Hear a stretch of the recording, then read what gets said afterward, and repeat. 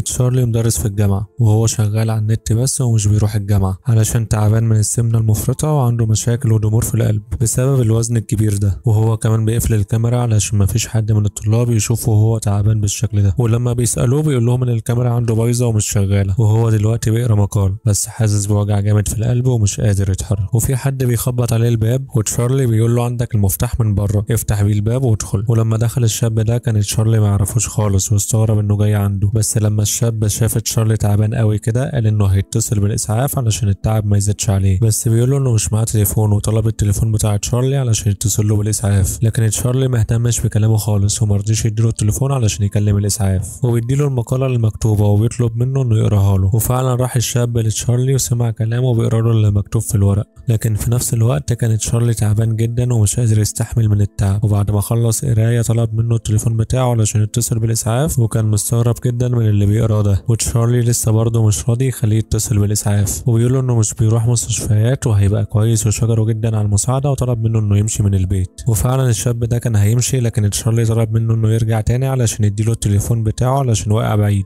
وهو مش قادر يجيبه علشان يتصل بصاحبته وفي نفس الوقت الممرضه بتاعته علشان تيجي تاخد بالها منه، وكمان علشان تديله الدواء اللي محتاجه، وفعلا راح جاب التليفون من على الارض واداه لتشارلي، بس هو طلب منه انه يقعد معاه لحد ما صاحبته تيجي، والشاب وافق انه يقعد معاه وياخد باله منه لحد ما صاحبته تيجي، وبيساله بيقول له هو ايه اللي انا كنت بقراه ده وليه اصلا خليتني اقراه في وقت انت تعبان فيه جامد، وتشارلي بيقول له ان ده مقال مهم قوي بالنسبه له وهو حب يسمعه لاخر مره في حياته لانه كان فاكر نفسه خلاص هيموت، ودلوقتي بتيجي صاحبه تشارلي الوحيده ليز وبتشوف له الضغط وبتديله الدواء اللي محتاجه، وبتقول له انه لازم يروح يتعالج في المستشفى علشان كده خطر جدا على حياته وممكن يحصل له فشل في القلب مع ارتفاع ضغط الدم، وهو بيقول لها انه مش هيقدر يروح يتعالج في المستشفى لانه مش معاه فلوس ولا عامل تامين على حياته، وهي بتقول له ان هو يقدر يستلف فلوس ويكون مديون احسن ما يموت من التعب، والشاب ده بيقول انه اسمه توماس وهو شغال تبع جمعيه اسمها الحياه الجديده، ودي جمعيه دينيه وهو جاي لتشارلي علشان يقنعه ينضم ليهم، وليز لما بتعرف انه شغال في جمعيه الحياه الجديده بتقول له يمشي من البيت وما يحاولش يجي هنا تاني لانها مش بتحب الجمعيه دي ولا بتحب اللي شغالين فيها، وبتطلب ليز تاني من تشارلي انه يروح يتعالج في المستشفى، لكن المره دي مش بيرضى يتكلم معاها في الموضوع ده تاني خالص، وبتقعد ليز معاه علشان يتفرجوا على التلفزيون، لكن تشارلي زهق بسرعه وفهمت ليز ان هو عاوز ياكل، وراحت من غير ما تشارلي يطلب منها اي حاجه جابت له جردل فراخ مقليه علشان ياكل، ودلوقتي احنا بالليل وهي سابت تشارلي نايم ومشيت، وهو لما صحي بيرجع يقرا المقاله بتاعته تاني، والمقاله دي اسمها الحوت العملاق، وتشارلي بيحب المقاله دي علشان هو بيحس ان هو شبه الحوت العملاق ده، ودلوقتي وهو بيمشي بيستخدم الجهاز ده علشان يساعده على المشي، وبيروح اوضه النوم علشان يريح شويه، وهو علشان ينام على السرير بيعاني جامد بسبب وزنه الكبير ده، ولما صحي تشارلي بيفتح اللاب بتاعه علشان يشوف اضرار الوزن الزياده وارتفاع ضغط الدم، وبياكل شوكولاته وهو بيقرا الاضرار الخطيره دي، وبعد ما خلص قرايه قرر انه يطلب بيتزا، وهو مش قادر يتحرك بس راح الحمام بصعوبه علشان يستحمى ويغير هدومه، وهو دلوقتي بيحط اكل في طبق صغير عشان الطيور تاكل منه، وتشارلي قاعد لوحده في البيت بس بتزوره بنته الوحيده ايلي، وهي زعلانه منه وما شافوش بعض خالص من وهي عندها 8 سنين لانه انفصل عن مامتها وقطع اتصال ما بينهم خالص من وهي صغيره، وراح ارتبط بطالبه عنده اسمها ايلين وساب مراته وبنته بسببها، وتشارلي بيقول لها دي حاجه قديمه وحصلت خلاص وممكن نرجع نعيش مع بعض تاني، وبيسالها ان مامتها عارفه ان هي جايه تزوره ولا لا، وبتقول له انها جايه من غير ما تقول لها خالص علشان بتكرهك ولو عرفت مش هتخليني اجيلك، وبتقول له ان هي كمان مش بتحبه ومش عارفه ازاي هي راحت تشوفه من الاول، وتشارلي عرض على بنته كل الفلوس اللي معاه علشان بس تسامحه وتروح تقعد معاه على طول، بس هي رفضت ترجع تعيش معاه تاني، وبتلومه انه ما صرفش عليها من وهي صغيره وجاي يديها فلوس بس علشان تقعد معاه وتساعده لانه تعبان ومحتاج المساعده، وبتقول له انت كده على طول اناني ومش بتحب غير نفسك، وخلاص كانت هتسيبه وهتمشي، بس تشارلي قبل ما إيلي تمشي عرض عليها انه يساعدها في كتابه المقالات بتاعتها لانه اصلا بيدرس في الجامعه وهيعرف يكتب ليها المقالات علشان تنجح في المدرسه، وبكده إيلي هتعدي من المشكله اللي عندها في الدراسه، وفعلا وافقت إيلي انه يساعدها وقالت له انها محتاجه مقال تكتبه وتقدمه في المدرسه عشان تعرف تنجح، وهو قال لها خلاص انا هساعدك في كتابته، بس طلب منها انها تكتب اي حاجه حسها من ناحيته في ورق، وبيقول لها انت اصلا طريقتك في الكتابه كويسه وهتبقي كاتبه مشهوره، بس هي اتضايقت من كلامه وقالت له انت تكتب بس اللي ينجحني في المدرسه ومالكش دعوه بيا، وراحت علشان تمشي بس رجعت في كلامها تاني ومشيتش، وطلبت منه انه يقوم يقف يمشي لحد عندها علشان تسامحه بس من غير ما يسند على اي حاجه موجوده، هو فعلا حاول يسمع كلامها ويمشي من غير ما يسند على اي حاجه خالص لكن ما قدرش يعمل كده، وحس بتعب جامد ووقع من كتر التعب وما قدرش يقوم، لكن إيلي ما اهتمتش بيه وسابته ومشيت،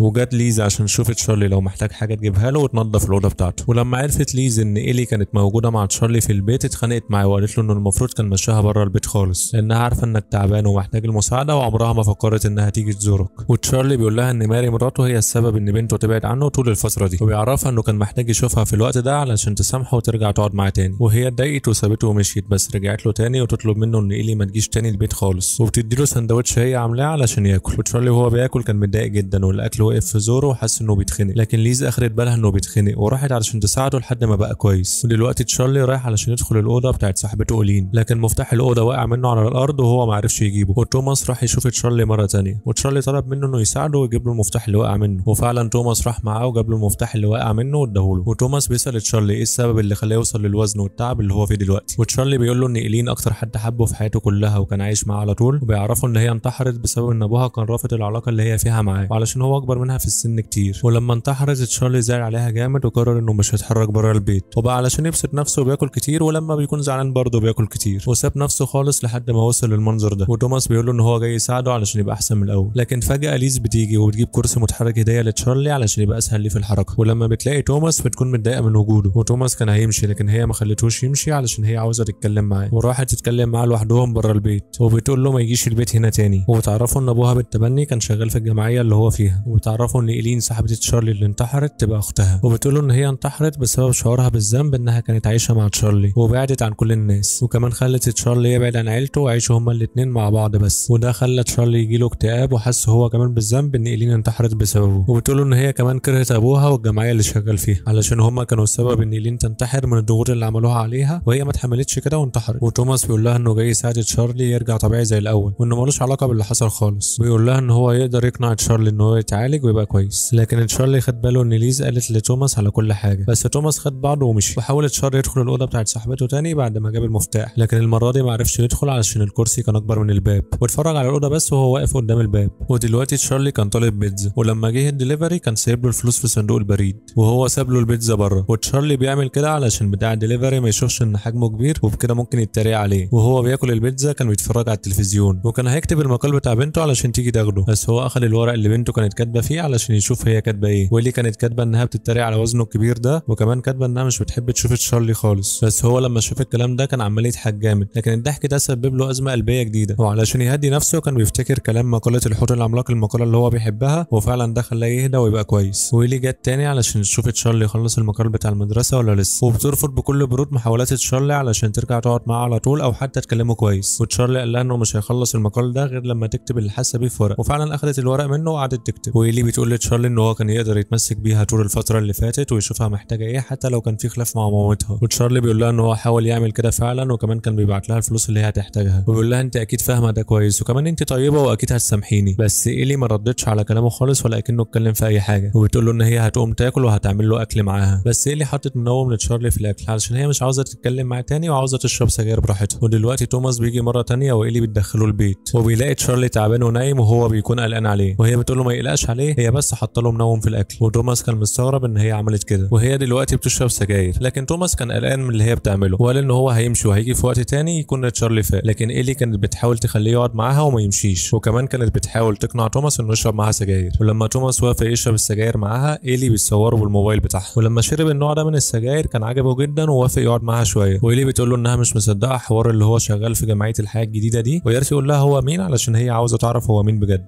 وبتقول له ان لو هو قال لها على الحقيقه مش هتعرف حد خالص. وبيتوتر توماس شويه وبيروح الاوضه بتاعت صاحبه تشارلي وبيقفل على نفسه الباب، وبيقول لها من ورا الباب انه فعلا شغال في جمعيه الحياه الجديده، لكن هو عمل كده لما كان عايش مع اهله في البيت وكانوا بيعاملوه وحش وحس بكره من ناحيته، وانهم كمان مش بيحترموا وجوده. وبيعرفها ان هو سرق فلوس كتير من البيت وهرب، ما كانش قدامه غير البيت بتاع تشارلي علشان يدخل يقعد فيه، بس هو لقى تشارلي اصلا محتاج مساعده، وكمان تشارلي رفض انه يقعد معاه في البيت، فراح يشتغل في الجمعيه علشان يلاقي مكان يبات فيه. بس إيلي استغلت ان توماس مش شايفها وسجلت كل اللي بيقوله من ورا الباب. وتوماس بيعرفها انه عارف تشارلي من خلال الكتب والمقالات بتاعته من قبل ما يجي يشوفه اصلا، وعلشان كده حب يشوف مين الشخص اللي بيكتب بالطريقه دي، لحد ما راح له ولقى محتاج مساعده، وما كانش متخيل انه يكون تعبان للدرجه دي. ودلوقتي بتدخل ليز، بس المره دي بيكون معاها مامة إيلي، وبتكون مستغربه من منظر الشقه اللي عايش فيها تشارلي. ولما توماس بيشوف ليز بيمشي بسرعه من البيت، وليز بتسال إيلي تشارلي عامل ليه كده ومش بيتكلم خالص، وتعترف إيلي ان هي حطت له منوم في الاكل هو اللي مخليه نايم كده. وليز بتحط لتشارلي اكسجين علشان يعرف يتنفس كويس. ودلوقتي تشارلي فاق وبقى كويس. ومامة إيلي بتسال تشارلي هو قال لي إيلي هيديها فلوس قد ايه، وتشارلي بيقول انه عرض عليها $100,000 علشان توافق تقعد معاه. وهنا ليز كانت متضايقه جامد من تشارلي، لان طول الوقت ده كان مفهمه انه مش معاه فلوس ومش راضي يتعالج علشان مش معاه فلوس، وبتقول له انت كده ضحكت عليا وخليتني اساعدك من غير ما اخد اي فلوس. وبتقرر ليز انها تمشي وتسيبه. ومامة إيلي ايلي بتطلب من ايلي انها تمشي علشان عاوزه تتكلم مع تشارلي لوحدها، وهي ما كانتش راضيه تمشي في الاول، لكن في الاخر سمعت الكلام ومشيت. ودلوقتي ماري وتشارلي قاعدين لوحدهم، وماري بتقول انها كانت قاصده تبعد ايلي عنه وكانت بتمنعها انها تيجي تشوفه، وبتعرفوا ان ايلي شخصيه مش بتحب حد خالص ولئيمه، وكان ممكن تضحك عليه وتاخد كل فلوسه، وكمان كان ممكن تاذيك بتصرفاتها. وعلشان ماري تاكد كلامها بتوري لتشارلي بوست لايلي على الفيسبوك مصوره تشارلي وتتريق عليه وتستخدمه ككوميكس، وبتغير ماري الموضوع وبتعزيه في وفاه ايلين صاحبته. ودلوقتي ماري قربت منه وبتحضنه وبتفكره بالايام اللي قبل الانفصال، وبتقول له انها كانت مبسوطه معاه قوي. وتشارلي بيقول لها خلاص ما بقاش ينفع الكلام، انا حياتي انتهت، وبيطلب منها انها تخلي بالها من ايلي وما تسيبهاش خالص عشان يعرف يموت في سلام. ودلوقتي تشارلي قاعد لوحده، بس اخد باله ان الطبق بتاع اكل الطيور اتكسر، وهو اتضايق وتوتر بسبب كده. وبعد كده بيخبط بتاع دليفري الباب، وبيطلب منه تشارلي كالعاده انه يسيب البيتزا على الباب ويمشي، لكن المره دي بتاع الدليفري بيستنى تشارلي يخرج من الشقه وياخد البيتزا علشان هو عاوز يشوفه ويعرف شكله، وفعلا شافه وبص له بصه غريبه كنوع من انواع التريقه عليه. وتشارلي كان متضايق قوي من كده وبقى بياكل بطريقه غريبه جدا بسبب الزعل،